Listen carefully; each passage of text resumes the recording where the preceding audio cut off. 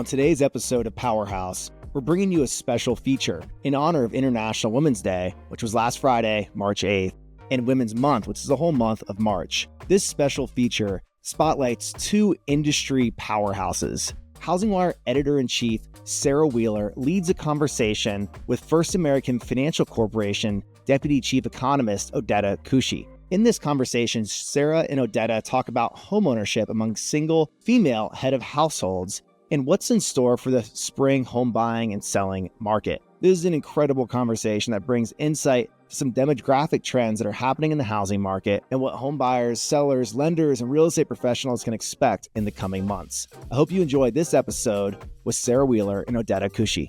Odeta, welcome back to the podcast. Thank you so much for having me. It's a pleasure to be here. It's so great to have you, and especially to talk about this topic, which is near and dear to my heart, of course. Actually, I just bought a house, so even more so, but women home buying, the state of women home buying and what we see there. I would love to dig into that topic a little bit with you. Absolutely. First of all, congratulations. That's fantastic news. Yeah. So we just recently put out a report actually focusing on single women homeownership, of course, in honor of Women's Month, which is March. And really, I think it's the progress that's been made for single women and the prioritizing of homeownership for this demographic. We know that the homeownership rate of single women has consistently outpaced that of single men. And the homeownership rate actually increased to just about 52% last year, which is up from the recent low of 49% in 2016. It's funny to me that it has flipped so much, we see so many different demographic trends and changes in the home buying thing, right? I mean, it used to be like, it was married couples. Now we see that, unmarried couples also have a ton of things. Then you have single people and specifically single women, which to me is such a big deal. I remember when my mom and my former mother-in-law, when they tried to buy homes as single women, they were not allowed to. They were not able to. And so we've come so far, and thank goodness, and it's something to celebrate for sure. What do you see as the trends behind that? Like, why is that growing and other things are not? It's interesting. I think NAR actually put out a study about, what single women are doing in particular. And they show they're making a lot of financial sacrifices in order to be able to afford that home. And so women are, choosing to maybe stay with their parents in lieu of renting to sort of save some of that down payment money for that first home. But really, when we zoom out, the trends that are propelling this are, greater educational attainment for single women, and similarly higher earning power among single women as well. So it's a choice being made, a sacrifice being made to be able to afford that first home, but certainly it's these larger factors, higher educational attainment, higher incomes that are sort of propelling the growth in homeownership rates among this demographic. So we saw that employment among women really took a disproportionate hit in the pandemic. And so it's interesting to me that is rebounded in this way, so that in 2023 we have these big numbers, when it felt like that was a real step backwards for women, many of whom had to do caregiving of children or their parents or other people in their lives. What do you think? What do you think about that? Yeah, it was called the she-cession, right? I mean, that was one of the terms over the pandemic, because women were facing higher unemployment and they were dropping out of the labor force in greater numbers. We know that women were taking on more domestic work. And we even saw in the Freddie Mac survey, 60% of head of household renters that were single women were feeling like homeownership was out of reach. But over that sort of pandemic time period, we actually saw that median net worth among single women actually increased from about $200,000 in 2019 to about $267,000 in the same period. And the primary residence was actually the single largest asset for single women on average. So the value of the primary residence made up 66% of all assets for single women in 2022. So, clearly women are aware that homeownership is a primary driver of wealth creation, and they're taking note. They are. So do we feel like this was sort of a one-off in 2023, or do you think that there is an upward trend here? No, I think we can expect the trend to continue. I expect, educational attainment among this demographic to continue to rise, which should result in higher purchasing power. And so I don't expect it to be a one-off. I do anticipate the trend to continue. Well, thanks for, filling us in on that survey and what you guys found very interesting. So I would love to kind of pivot right now to the spring home buying market. We are in spring. It is March. It's here. I feel like we've been talking about it for 6 months because obviously, the housing market in 2023 was just really tough for a lot of people, especially for borrowers and therefore lenders and their real estate partners and everybody. So I think we've all been looking forward to spring, like, okay, this is going to be better. Rates are going to be lower. So let's start at a high level and let's talk about, from your perspective, how is spring shaping up compared to what you thought it would be? I think we were all hoping that we would see maybe a bigger decline in mortgage rates by the time that spring home buying season rolled around. And that would have been important in multiple ways, right? Lower mortgage rates would have hopefully incentivized some sellers to sell their home and simultaneously helped potential buyers with their purchasing power. And unfortunately, we haven't really seen that big decline in mortgage rates. Mortgage rates have sort of remained near 7%. And so we haven't really gotten that bump from a decline in mortgage rates that we were hoping. With that said, I do expect mortgage rates to come down slowly but surely throughout the year. So that will sort of end 2024 with lower mortgage rates. But I don't know that we'll get that in time for the spring home buying season. And so I expect a sort of a more mild spring home buying season because of that fact. We every week we publish the housing market tracker that Logan does, and he looks at Altos Research. And inventory is low, but it is better than last year. It is significantly better than last year. Let's talk a little bit about inventory and what you're seeing. Yeah, I look at the same data. So I'm also tracking Logan and Mike on their Altos inventory data. So, inventory historically still very, very low. And we know that you can't buy what's not for sale. So certainly the lack of inventory, I think, will hold back market potential this spring. But even a little bit of an increase, I think, is good news for potential buyers. It can sort of reduce price pressures in the market and also offer buyers more options to choose from. We know that there are still a lot of buyers on the sidelines waiting to jump back in when the payment to paycheck calculation makes sense for them. We know the millennial homeownership rate is just above 50%, so there's still a lot of room for growth there. And so that sort of shadow demand for homeownership is there. But we need rates to cooperate. We need more inventory on the market to give buyers more choice. I think we'll see some progress with that this year. So we keep saying, 2024 will be not too hot, not too cold, but not quite right just yet. Hopefully we'll make a little bit of progress as rates come down, but I don't think we'll get back to sort of a normal, healthy market. What's your rate forecast for the rest of the year, considering what's happened, up till now in March? Of course, we hoped way back, what was it, November, that maybe March we'd see the first rate cut. But what is your forecast now? Yeah, I think, I don't know that we'll see that rate cut until the summer, just given some of the inflation reports that we've seen coming in, the hotter than expected and still resilient economy and labor market. I think the Fed is very much taking a sort of wait and see.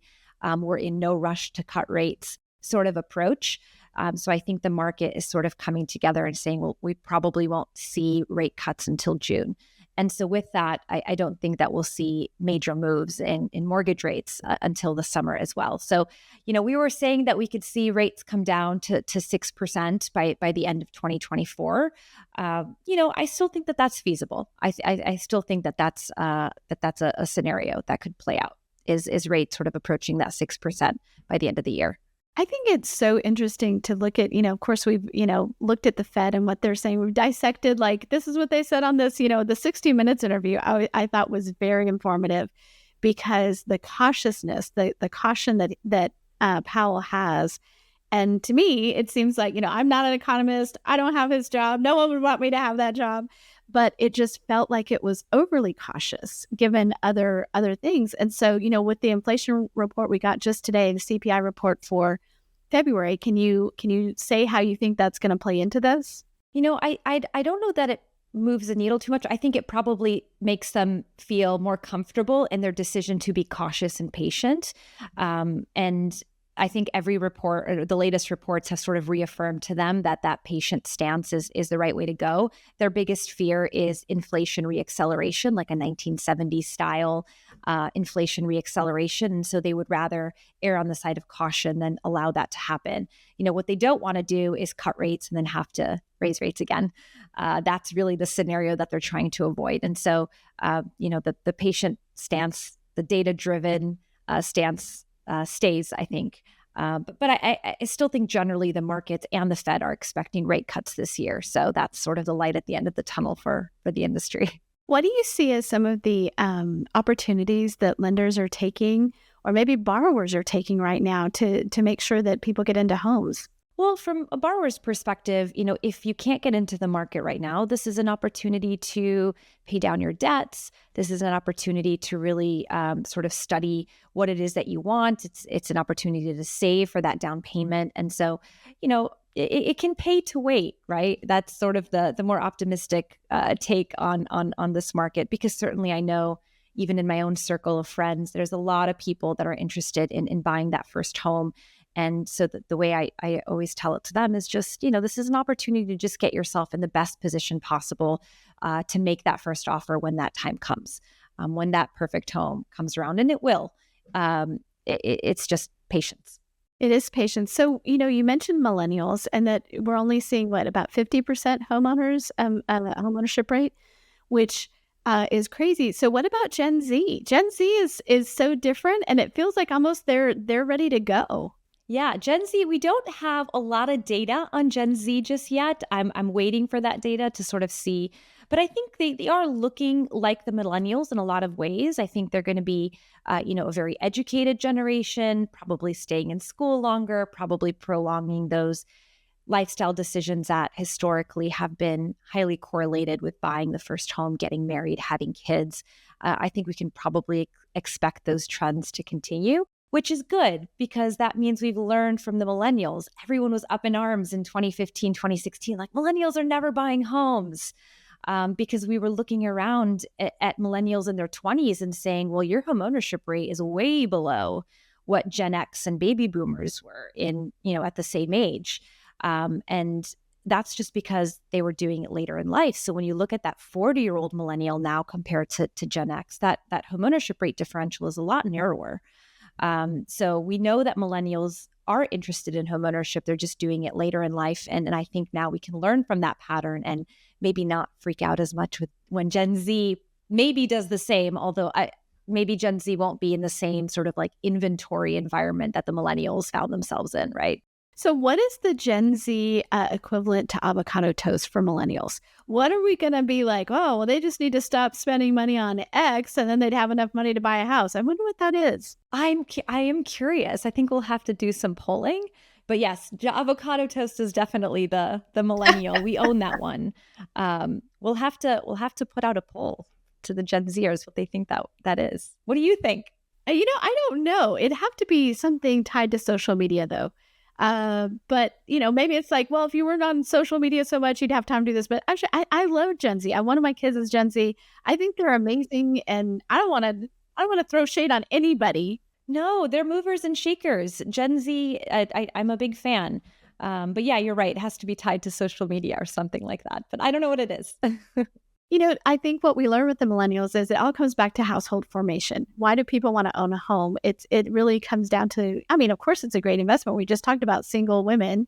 So yeah. It doesn't have to be household formation. But I do think that it tends to run with that, like, we need a place for the kid.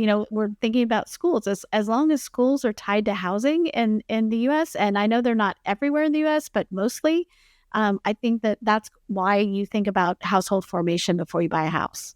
Absolutely. The decision to buy a house is first and foremost a lifestyle decision, right? You first make the decision by yourself or with your spouse that it's time, and then you figure out what you can afford. It's not usually the other way around, right? You first have to decide that you want to be a homeowner, and then you go on to figure out what you can afford and if you can afford, and so on and so forth. So we look at the demographics as sort of the main fundamental driving the housing market. And we've always been of that mind. So, let's talk about affordability because rates are part of it, but they're not all of it. And one of the most surprising things is the durability of home prices. To me, surprising. In the face of higher rates, we do see the growth slowing down in some areas. In some areas, we don't. It's crazy. Some of those really hot markets that we've been talking about. So where do you see home prices going in 2024? So we see home prices sort of moderating towards more historical norms. So obviously we had the way too hot double-digit house price growth over the pandemic. That was sort of a result of this perfect storm of sub 3% mortgage rates being timed with this demographic demand of millennials, a shortage of inventory. And so we don't see anything like that. But I do think there continues to be this ongoing chronic shortage of housing in the U.S., and that will contribute to upward pressure on house prices. And so I expect sort of low single-digit house price growth this year. So again, not too hot, not too cold, more in line with historical averages. And we know real estate is local, so there will definitely be variation depending on where you are in the country. But on an average sort of national level, I expect sort of slower, more modest house price growth this year, which in combination with lower rates and still growing household income should result in an improvement in affordability by the end of the year. I think that's a really good point, is that inflation part, like if wages are going up, right, then that helps people who want to buy. I do think it's interesting, like, so where are we, if you look over the last, say 2019 levels, that's where home prices were, and we had this huge run up in most areas in the pandemic. And now it's like, okay, low single digits. So where does that put us nationally compared to like 2019? We're still, cumulatively, house price growth is still, obviously up considerably. And, house prices are downside sticky. Unless you have to sell, you won't. You can stay put. We're not seeing a lot of foreclosure activity or distress sales, which would obviously put some downward pressure on house prices. That's what we saw in the global financial crisis. We're not in the same situation now as we were then. And so, if you as someone sitting in their home, you're like, well, I don't want to sell my house for less than what my neighbor got, so I think I'll just stay put. And so house prices are very much downside sticky, and we're seeing that in the housing market of this year and of last. We saw house prices come down a little bit when mortgage rates spiked, but then have been reaccelerating since. Our First American House Price Index shows that we continue to reach a new peak in house prices. And so it's that downside stickiness, and it's the ongoing supply and demand imbalance that's keeping that pressure. It's, there's so much psychology to home buying because it's just like with rates where, 7% is much higher than 3%, but it's way better than 8%. Like 8%, yes, like kind of shocked us all to be like, okay, 7%. Okay, I better jump on it, for some home buyers. And I think the same thing with prices. So I live in the Dallas-Fort Worth area, which traditionally is not an area that, got hot or ran up or whatever, but it sure did in the pandemic for us. Yes. And it's amazing how, because I've never experienced it firsthand before, exactly what you said, it's sticky. Now, things that I would have said, I am not paying that amount for a house in DFW. If I'm paying that amount, I better be on a coast. I better be, have a view. I better not be here.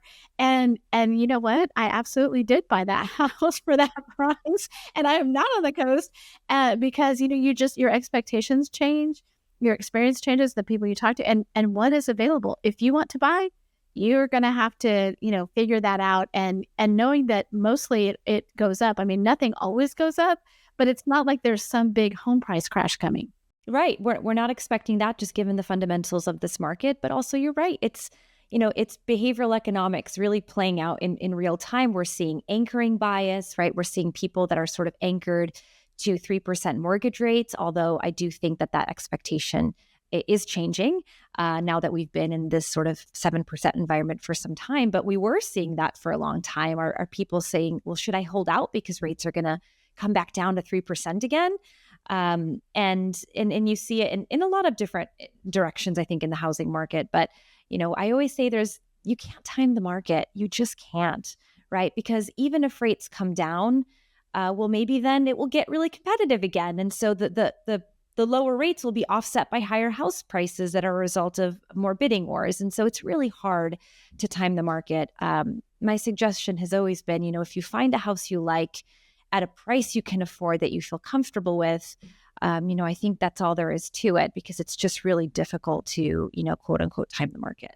No, I feel the exact same way. And I had family members. I have a big family. Someone told me, it was like, you're always talking about your family members. I have a big family. I come from 6 kids. I had 4 kids. I have 20 nieces and nephews. So there's just a lot of people in the mix, right? Yes. And then so many of those people have married in. So now family, what family is even more expanded. So, but I had a family member who wanted to buy in the pandemic and thought, just for various reasons, didn't do it. And it's so tough now because that's in the same area they were looking. It's so much higher. And I feel so bad for that. At the same time, I've talked about my son who sort of jumped on it right before the pandemic and then in the pandemic. And, it worked out for him. It doesn't always, right? I mean, we all know that it's not a sure thing, but it is very interesting. Absolutely. Yeah. There's a lot of psychology and behavioral economics to the whole thing. There's also FOMO, fear of missing out on rates or a certain house. And so there's a lot at play, which is why, take a step back, figure out what you need, really think through, the neighborhood, what you can afford, all of those questions, and just be, prepared to when you're ready to put in that offer. I love it. Well, I didn't want to have this without talking about the fact that you are going to be a speaker at the gathering event that we're having in April. We are so excited about that. And your specific panel, I'm going to be moderating you, Logan, and Mike Simonson. This is going to be so much fun. This is going to be the best. Yeah. Bring big brains on stage. I'm just going to be like, okay, let me do this. But we're really excited because this is such an interesting housing market, such an interesting time. So it's going to be fun to have you up on stage with those guys and all of us for talking about this. I'm so excited. I mean, Mike and Logan are such rock stars. And so it'll be really, really fun to be up there with them. I'm sure we'll agree, but it will be interesting if we have anything we disagree on. So that's what I'll be kind of probing into is like, let's talk about this topic and see where you guys land. I'll know ahead of time where you guys land so I can find those things and then really dig into why on the things that you agree, like, and what we see going forward. So, everybody is trying to plan their business. And this is the kind of information that, we're going to get the big brains together and then talk about some things that can be very specific to people can take that actionable insight home to try to drive their business forward. It's certainly another sort of uncertain year in the housing market, especially given all of what's going on with inflation and monetary policy. And so I think this is the right group of people to sort of sort it all out. I do too. Well, Odeta, thank you so much for joining me today. And I will see you in April, if not before. But thanks so much. Thank you for having me. It was a pleasure.